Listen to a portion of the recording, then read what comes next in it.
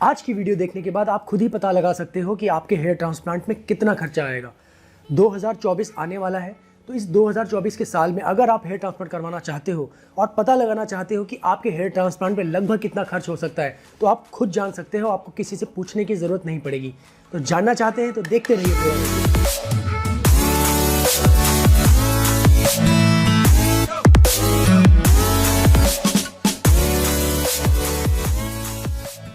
Hello YouTube, this is Kabir here and you are watching my channel hair transplant. मैंने अभी एक अपना video डाला था, पिछला वीडियो 6.5 साल के हेयर ट्रांसप्लांट के रिजल्ट का। तो मेरे हेयर ट्रांसप्लांट को 6.5 साल हो चुके हैं। कुछ मेरे बालों में थिनिंग भी हुई है, कुछ क्राउन एरिया थोड़ा बहुत खाली भी हुआ है। इस वीडियो को ज़रूर देखना, आपको मेरे पिछले 6.5 साल की जर्नी समझ में आ जाएगी। तो दोस्तों, ये जो वीडियो है कॉस्ट के बारे में है। बहुत से क्वेश्चन मेरे पास आते हैं कि कितना पैसा लगेगा हेयर ट्रांसप्लांट में, तो इसके बारे में आपको पूरी डिटेल में जानकारी दूंगा। वीडियो को ध्यान से देखिएगा, इसके बाद आप खुद तो पता लगा ही पाओगे, किसी और को भी हेल्प कर पाओगे, बता पाओगे उसको भी कि कितना खर्चा हो सकता है हेयर ट्रांसप्लांट में। तो दोस्तों, एक सिंपल एग्जांपल से समझते हैं। सपोज आपको कोई मकान बनाना है, तो आप उसका एरिया चेक करते हो, फिर ये चेक करते हो कि इसमें कितनी ईंट लगेगी, कितनी बजरी लगेगी, कितना सरिया लगेगा, कैसे कि वो एरिया कितना है उसके हिसाब से कुछ ईंटें होती हैं, राइट। तो वही हमारा हेयर ट्रांसप्लांट भी। अगर आपका जो बॉल्ड एरिया है, गंजेपन का एरिया है, कम है तो कम ग्राफ्ट लगेंगे, कम पैसा लगेगा। ज़्यादा है तो ज़्यादा ग्राफ्ट लगेंगे, ज़्यादा पैसा लगेगा। अब मेन क्वेश्चन ये आता है कि ये कैसे पता लगाएं कि ग्राफ्ट लगेंगे कितने। कोई भी क्लिनिक आपको कुछ भी बोल देगा अगर कि नहीं आपके 5000 ग्राफ्ट लगेंगे, आपके 6000 लगेंगे, आपके 3000 लगेंगे। हो सकता है आपके 2 ही हज़ार लगने हो और वो आपको 4000 बोल के 4000 ग्राफ्ट के पैसे लेकर के और आपका हेयर ट्रांसप्लांट कर रहे हैं और आपसे ज़्यादा पैसे ले रहे हैं, बट आपको वैल्यू कम दे रहे हैं। तो ऐसा आपके साथ ना हो, इसके बारे में आपको बताता हूँ। तो देखो दोस्तों, सबसे पहले क्या होता है, ये होता है नॉर्वुड स्केल।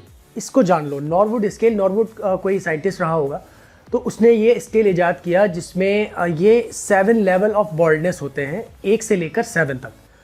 अब क्या होता है कि level 1, level 2 generally hair transplant के लिए नहीं जाया जाता है। एक जनरली नहीं, मतलब मैं खुद रिकमेंड करूँगा, अगर आपका बॉल्डनेस लेवल 1 या 2 के बीच में आ रहा है, इससे मैच करता है, हेयर ट्रांसप्लांट मत करवाना। अगर आपका बॉल्डनेस लेवल 3 या उससे ऊपर है, तभी हेयर ट्रांसप्लांट के बारे में सोचना। तो दोस्तों देखो, 2 तक तो आपको सोचने की ज़रूरत ही नहीं है। सपोज़ आपका बॉल्डनेस लेवल अगर 3 है और आप अच्छा डेंसिटी चाहते हैं, तो उसको मल्टीप्लाइड बाई 1000 कर दीजिए। यानी कि 3 लेवल के बॉल्डनेस में अगर आप 3000 ग्राफ्ट लगवाएंगे तो आपको बहुत अच्छी डेंसिटी मिलेगी। आप अगर अपने ग्राफ्ट को बचाना चाहते हैं, थोड़ा कम डेंसिटी में भी आपका काम अगर चलाना चाहते हैं, ताकि अगर सपोज फ्यूचर में आपको सेकंड सेशन करवाना पड़े, तो उसके लिए आप 800 से मल्टीप्लाई करिए कि 3 लेवल के बॉल्डनेस में लगभग 2400 या 2500 ग्राफ्ट आपके लगने चाहिए। इसी तरीके से सपोज अगर आपका बॉल्डनेस लेवल 5 है, तो आपके कितने फुल डेंसिटी के लिए, अच्छी डेंसिटी के लिए 5000 ग्राफ्ट और ठीक ठाक डेंसिटी के लिए 4000 ग्राफ्ट। इस तरीके से आप रफली पता लगा सकते हो। अच्छा दोस्तों, इसमें बात आती है 7 लेवल बॉल्डनेस की। 7 लेवल में अगर आप 1000 से करोगे तो लगभग 7000 ग्राफ्ट्स आते हैं। बट प्रॉब्लम ये होती है 7 लेवल में कि इसमें क्राउन भी पूरा खाली हो चुका होता है, और 7000 ग्राफ्ट्स हर किसी के पेशेंट के केस में एक सेशन में निकल ही नहीं सकते। अगर आप निकालने भी चाहो और आप निकालने की कोशिश करोगे, तो डेफिनेटली आपके डोनर एरिया के ख़राब होने के चांसेस बढ़ सकते हैं। तो इसीलिए जब भी कभी 7 लेवल 5 या उससे ऊपर का लेवल का बॉल्डनेस अगर होता है, तो हमेशा आप ये कोशिश करिए। पहली बात तो डॉक्टर ही आपको, जो अच्छा डॉक्टर होगा वो हमेशा आपको ये रिकमेंड करेगा कि 5 या उससे ऊपर के लेवल के बॉल्डनेस में कभी भी सिंगल सेशन में अपना हेयर ट्रांसप्लांट मत करवाइए। पहले एक सेशन लीजिए। सपोज 5 लेवल का बॉल्डनेस है, रफली आप 4 या 5000 ग्राफ्ट लगवा लीजिए। उसके बाद फ्यूचर में कभी सेकेंड सेशन लीजिएगा, जिसमें आपका फिलिंग सेशन हो जाएगा, 1500 से 2000 ग्राफ्ट लगेंगे, तो आपको बहुत अच्छा लुक मिलेगा। जैसे कि मैंने भी अपने केस में किया था, मेरे 5000 ग्राफ्ट लगे हैं टोटल। मेरा बॉल्डनेस लेवल भी 4+ था, लगभग 5 के आसपास ही था। तो मेरे टोटल 5000 ग्राफ्ट लगे हैं, वो भी 2 सेशन में। और यही रीज़न है, लोग मुझसे पूछते हैं कि आपने अपना हेयर ट्रांसप्लांट करवाया, 6-7 साल होने वाले हैं, 6 साल हो चुके हैं, 7 साल होने वाले हैं, आपका इतना अच्छा रिजल्ट कैसे आया। दोस्तों, रिजल्ट वही है, लेकिन मेरे डॉक्टर्स ने मुझे इतना अच्छे तरीके से ट्रीट किया। उन्होंने बताया कि आप एक बार में मत करवाओ। उन्होंने यही चीज़ मुझे बताई जो कि मैं आज आपको बता रहा हूँ, क्योंकि मैं तो डॉक्टर हूँ नहीं। तो हमेशा अपने डॉक्टर पे भरोसा रखें, डॉक्टर की बात माने, अपना दिमाग ज़्यादा मत लगाएं। हम लोग जो यूट्यूबर्स हैं ना, हम लोग अपना एक्सपीरियंस आपको शेयर कर सकते हैं, बट डॉक्टर आपको एग्जैक्टली क्लियर बात बताते हैं, वो नॉलेजेबल लोग होते हैं। तो हमेशा से मैं इस बात पे फोकस करता रहता हूँ कि जब भी कभी आप किसी क्लिनिक में जाएँ तो सोच समझ के जाएँ, अच्छे डॉक्टर को चुनें। वो सब मेरी पुरानी वीडियोज़ में आप देख सकते हैं कि क्लिनिक को कैसे चुनना है, क्या आपको करना होता है एक अच्छे क्लिनिक को चुनने के लिए। अच्छा, दूसरी बात, अभी हमने ये पता लगा लिया कि आपके बॉल्डनेस लेवल क्या है, आपने पता लगा लिया कि आपका 4 है या 5 है, और उसके अकॉर्डिंगली आपने ये भी पता लगा लिया कि आपको लगभग कितने ग्राफ्ट चाहिए होंगे। जैसे कि 5 लेवल के बॉल्डनेस में आपको 4000 से लेकर 5000 ग्राफ्ट चाहिए होंगे। अब आपको ग्राफ्ट पता लगे, अब आती है ग्राफ्ट की कॉस्ट। ये ग्राफ्ट की जो कॉस्ट होती है पर ग्राफ्ट, अब ग्राफ्ट क्या होता है वो समझ लेते हैं वरना कन्फ्यूजन होगा। ग्राफ्ट, जब आपका जो डोनर एरिया है ना, पीछे से जब आपके डोनर एरिया से बाल निकाला जाता है तो ड्रिल करके उसको निकालते हैं, पूरा एक ग्राफ्ट होता है वो। उस एक ग्राफ्ट में एक बाल भी हो सकता है, 2 भी हो सकता है, 3 भी हो सकता है, एक्सट्रीम केसेस में 4 भी हो सकता है।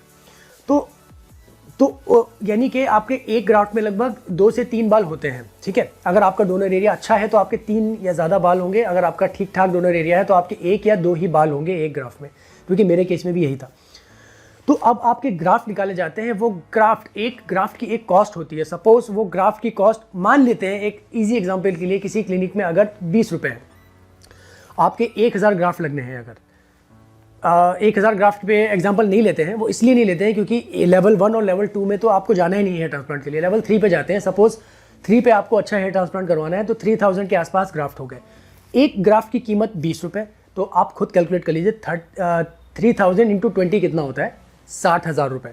तो आइडियली आपका 60,000 रुपये के आसपास खर्चा आना चाहिए।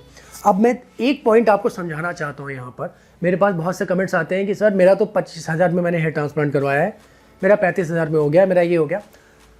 उसमें रिस्क क्या क्या हो सकता है पहले मैं आपको बता दूँ। हो सकता है आपका 25,000 में हो जाए हेयर ट्रांसप्लांट और आपका रिजल्ट भी आ जाए, लेकिन रिस्क क्या क्या हो सकता है वो बता देता हूँ। पहला रिस्क, इतना सस्ता अगर हेयर ट्रांसप्लांट हो रहा है, अगर आपके 3000 ग्राफ्ट अगर 30,000 में ही लग रहे हैं, तो उसमें रिस्क ये है कि आपका डोनर डैमेज हो सकता है, क्योंकि जो मैक्सिमम आपकी सर्जरी होगी वो टेक्नीशियंस करेंगे, डॉक्टर इन्वॉल्व नहीं होगा।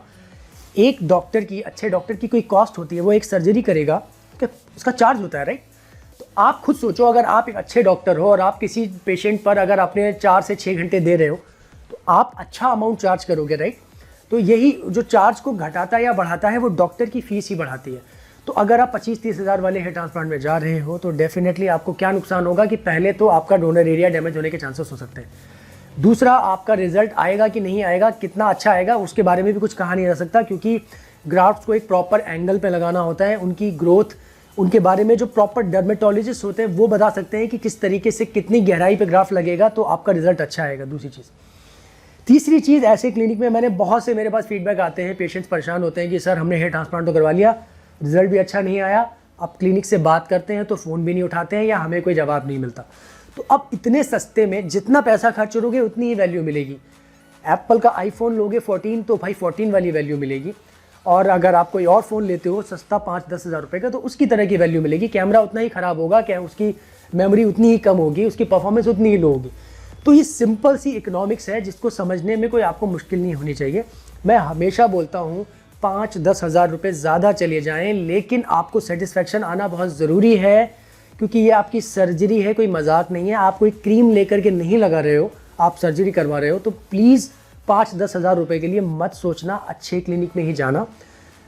कोई भी सर्जरी आपकी, मैं बता रहा हूँ आपको, एक अमाउंट बता देता हूँ कि रफली कितने अमाउंट तक की सर्जरी आप, जैसे 3000 ग्राफ्ट की बात करें तो 60,000 रुपये से कम में अगर कहीं पे आपकी सर्जरी की जा रही है, अगर डिस्काउंट मिल रहा है, थोड़ा बहुत क्लिनिक आपको दे रहा है, वो अलग बात है। किसी भी कीमत पे 3000 ग्राफ्ट की आपके 50,000 से कम में पॉसिबल ही नहीं है, 50-60 हज़ार रुपये में कम में पॉसिबल है। इससे कम में जो कर रहा है वो आपको या तो कम ग्राफ्ट लगा के दे रहा है, या आपको अगर मतलब क्या बोलते हैं उसकी वैल्यू आपको नहीं मिलेगी हेयर ट्रांसप्लांट की। और तीसरा पॉइंट ये भी था कि जो ऐसे क्लिनिक आप चुनते हो ना सस्ते वाले की, जिसमें 25-30 हज़ार में हो जाता है, तो वो आपको बोलेंगे कि हम 5,000 ग्राफ्ट लगाएंगे, लेकिन लगाएंगे वो 2,000 ही। आपको काउंट नहीं पता लगेगा, आपको कैसे पता लगेगा आपके कितने ग्राफ्ट है। आप उनसे ज़्यादा सवाल जवाब भी नहीं कर पाओगे, क्योंकि आपने पैसे भी कम ही दिए।